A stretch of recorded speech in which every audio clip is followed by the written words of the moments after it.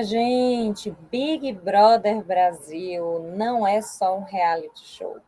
É um experimento a céu aberto, um laboratório de desejo, poder, controle, regressão emocional.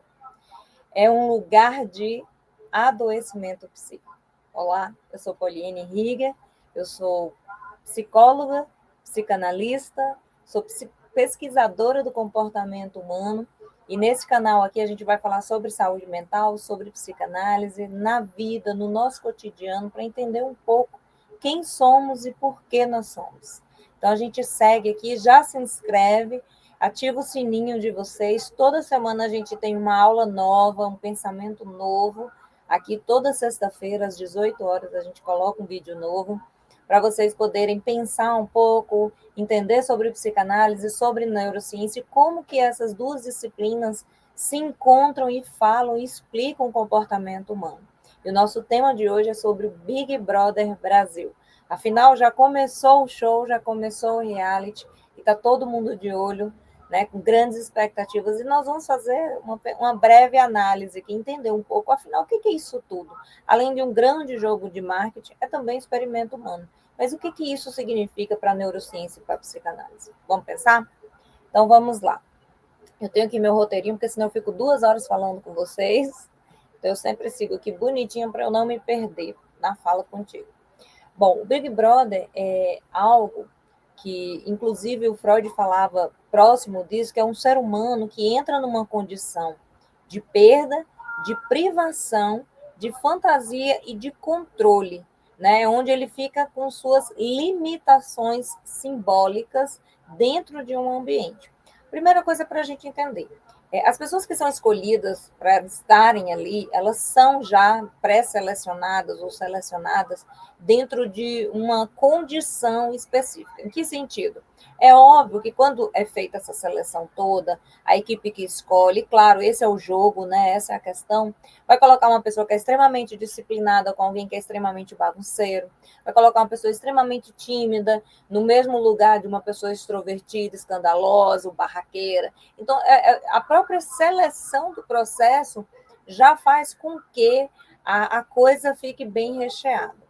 Para além disso tudo, a gente tem dentro da casa, se a gente for observar, uma estrutura e todo um ambiente que o tempo inteiro também traz alguns tipos de elementos e de estímulos que fazem com que, né, os pacientes despertem algum tipo de emoção, de condição psicológica.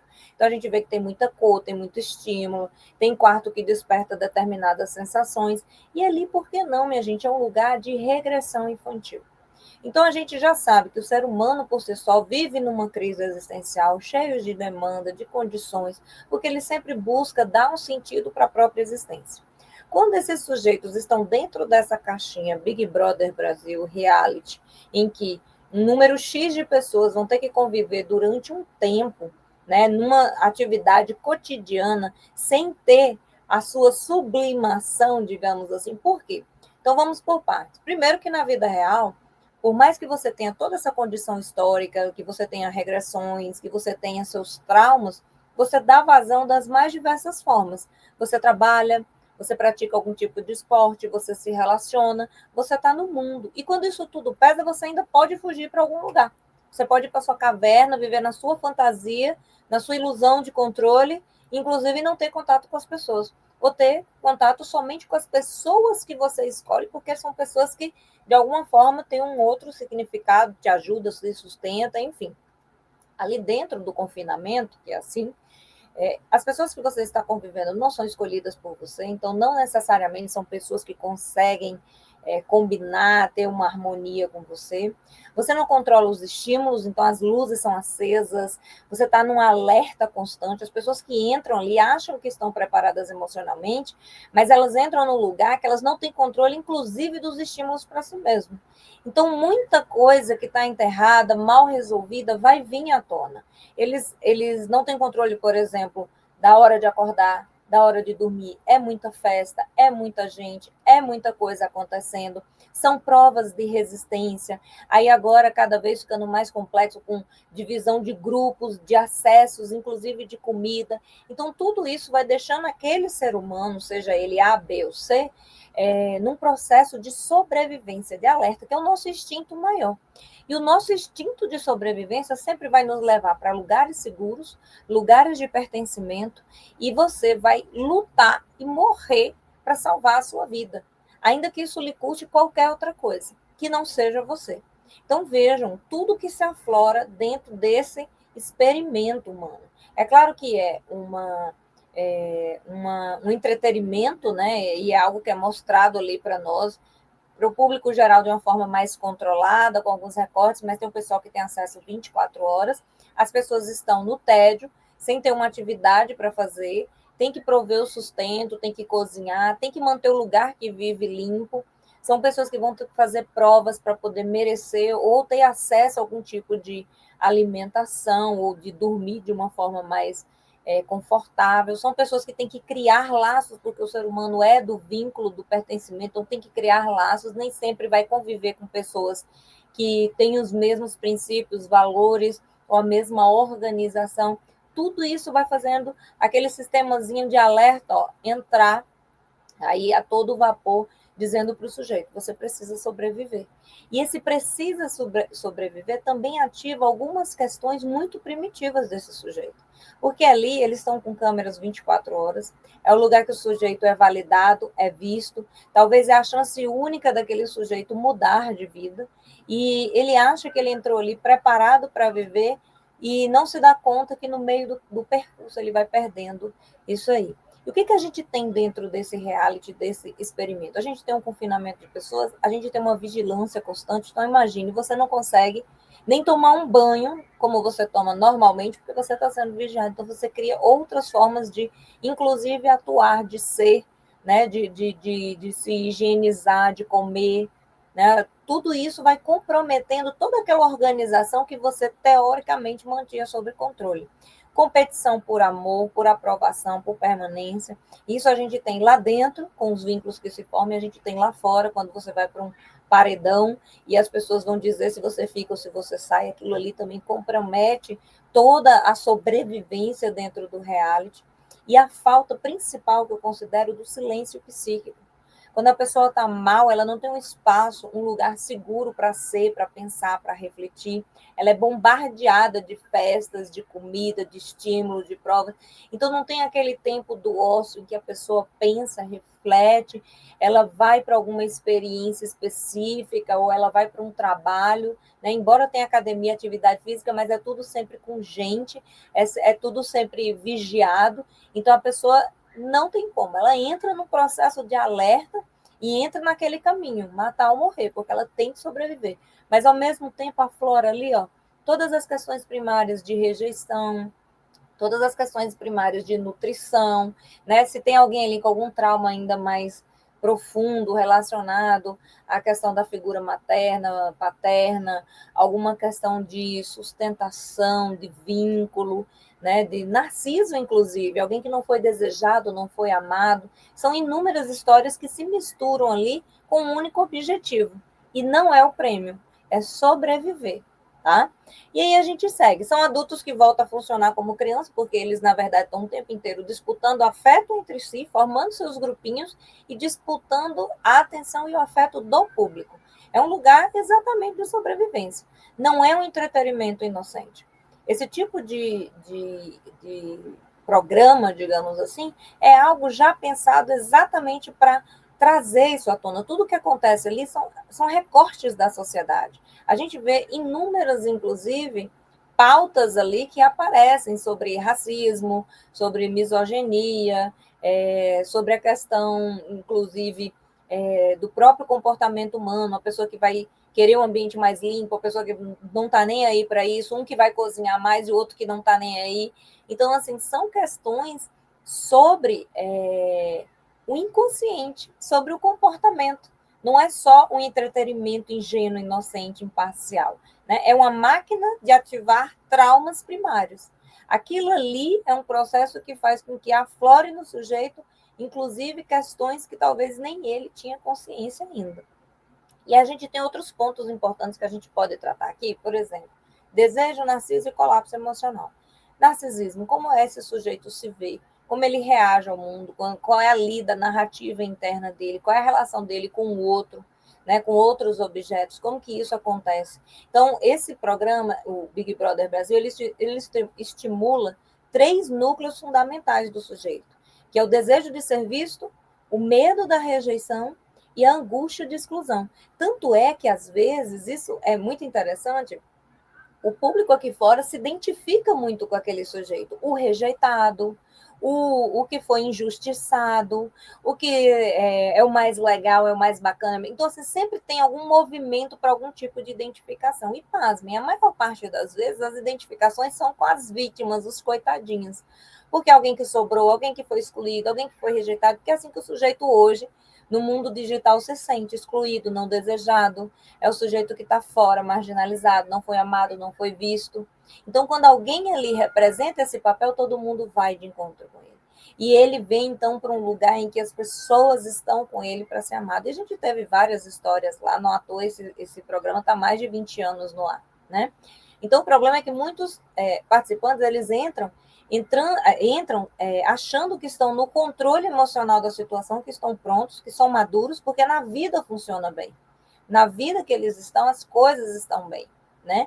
E quando entram ali no reality, eles percebem que é uma adaptação social que eles vivem. Na verdade, eles conseguiram construir mecanismo para lidar na sociedade. Quando eles estão numa situação extrema, que é o reality, tudo aflora e eles não têm mais controle do que eles estão sentindo e principalmente daquilo que não foi elaborado, aquilo que ficou para trás, algum trauma, alguma questão aparece ali e o sujeito não tem nenhum lugar para poder pensar, resolver, elaborar aquilo. Vem e acontece e é isso que dá ali talvez o entretenimento e tudo que aquilo que é nosso também, a gente de alguma forma se identifica com o que está ali dentro, porque é um recorte da sociedade, é um recorte de nós, é um recorte do inconsciente representado ali naquele reality. Mais do que isso, o que eu quero trazer aqui para vocês não é que a casa, né, o programa, ele seja um criador de transtornos e de traumas, pelo contrário, ele revela o que já estava lá. Porque esse sujeito agora está em condições extremas que ativa o seu sistema de sobrevivência e faz com que, inclusive, né, traumas primários, situações que foram mal resolvidas e mal elaboradas ou não elaboradas, venham à tona naquela situação ali. Como eu falei, um sujeito que passa por um processo de exclusão, um sujeito que é tratado de uma forma deselegante, deseducado, ou até chega numa briga, né, numa situação. A própria bebedeira, eles são encharcados de bebida o tempo inteiro, exatamente para tirar esse filtro social. Então, eles estão ali em extremo estresse, precisa de dopamina, precisa de alguma coisa para relaxar. Então, a bebida é oferecida o tempo inteiro. E a bebida, ela tem uma coisa de tirar esse filtro social. Então, a pessoa está ali no estresse extremo, está ali na sobrevivência, não aguenta mais cortisol, adrenalina, né? Fugir ou lutar. E esse sujeito faz o quê? Tem uma válvula de escape que é a bebida. E quando a bebida chega, sai tudo. E aí a gente tem todos os conflitos, que é o tal do entretenimento que as pessoas gostam de ver. Por quê? Porque é uma representação de nós, de questões que a gente tem medo de olhar, que a gente não gosta de falar e que a gente às vezes nem reconhece. Mas quando isso toca, o inconsciente conversa com o inconsciente. Outra coisa, o que a gente mais vê dentro da casa? Crises de ansiedade por causa dos próprios estímulos, e ansiedade tem relação com medo constante. Então, lá atrás, esse sujeito viveu numa constante sobrevivência, aquilo ali resgata isso de novo. A situação de medo, de angústia, de aniquilamento que ele passou lá, os próprios estímulos da casa, a situação, né, todo o roteiro, a história, conduz o sujeito para esses acessos de ansiedade, porque são vários gatilhos fazendo com que, de novo, aquele senso de aniquilamento volte. Outra coisa, ataques de pânico, óbvio, a mesma coisa, está nesse lugar da ansiedade. Recorrência de medo reativado com alguns gatilhos, estímulos, e esse sujeito volta, então, a ter essas crises. Explosões emocionais, que, igual eu falei, o sujeito está com esse instinto de sobrevivência ali, a flor da pele. Então, às vezes, uma situação pequena é a gota d'água, porque esse sujeito já está numa condição de estresse em que ele não tem mais controle. em que ele não tem mais um respiro, não tem para onde conduzir essa energia toda. E a academia por si só não resolve isso, né? A gente tem várias outras formas, principalmente o trabalho, nas relações, de sublimar isso. Como que isso acontece ali? Como que é possível ter uma válvula de escape?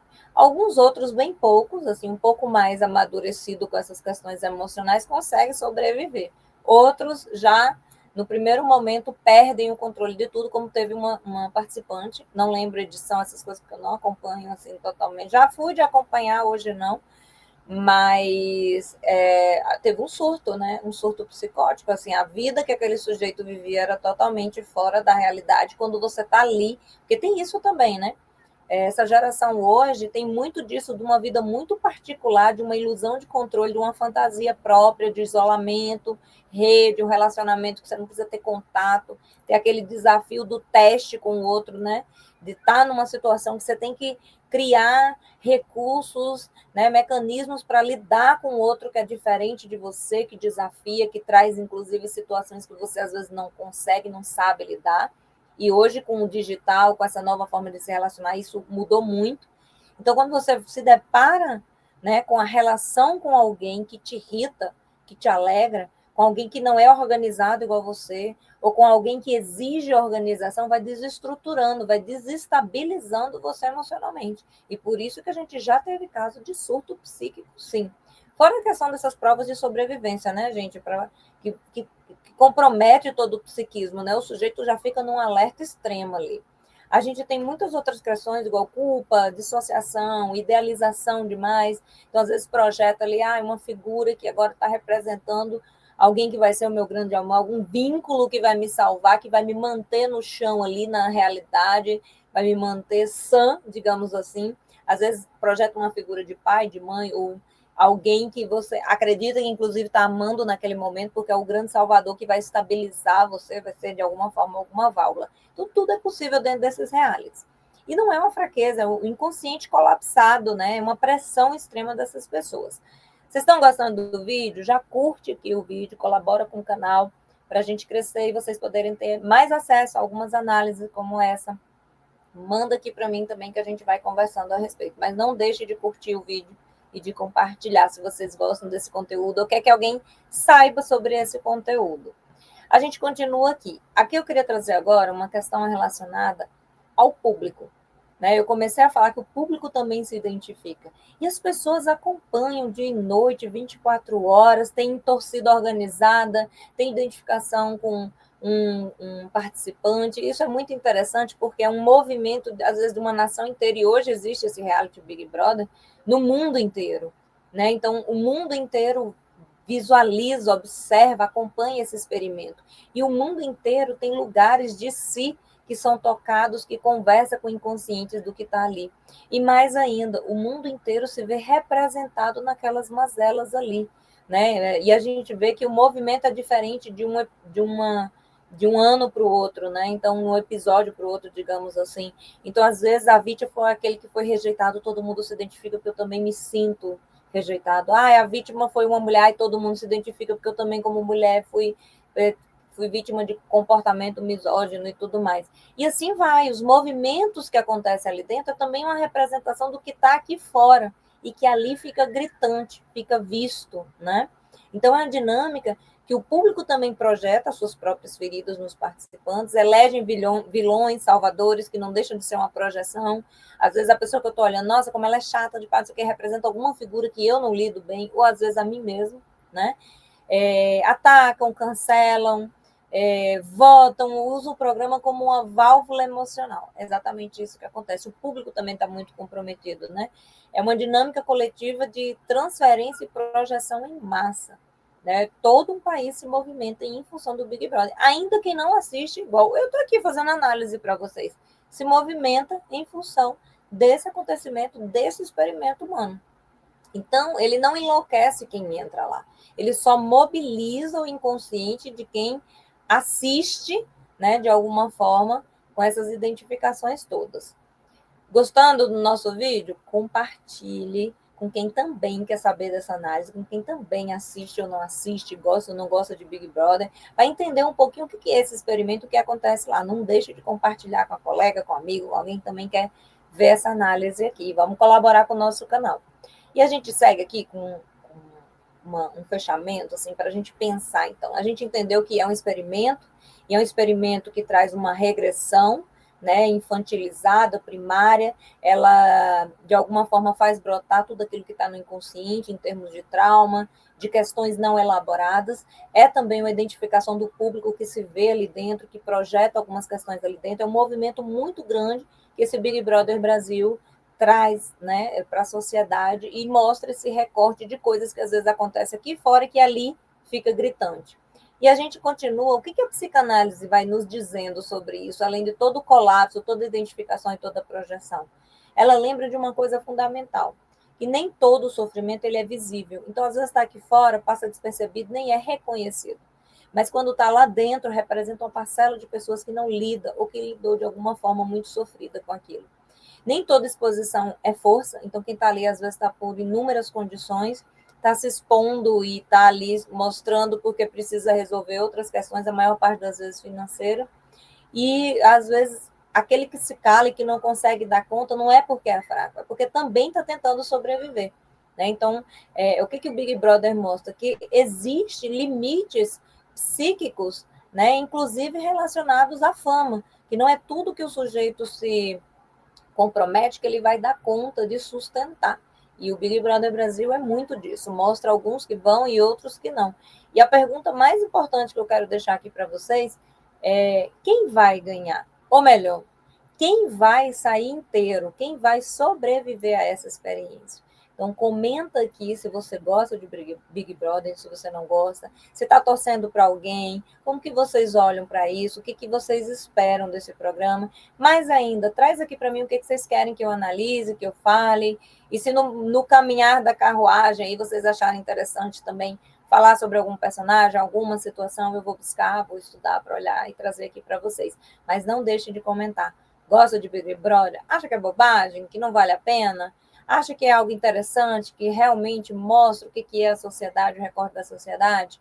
Assiste? Não assiste? Comenta aqui, que eu vou dar uma olhadinha nos comentários de vocês depois e vou trazer um próximo vídeo com outra análise do que vocês vão sugerir para mim aqui, tá bom? Até o nosso próximo vídeo.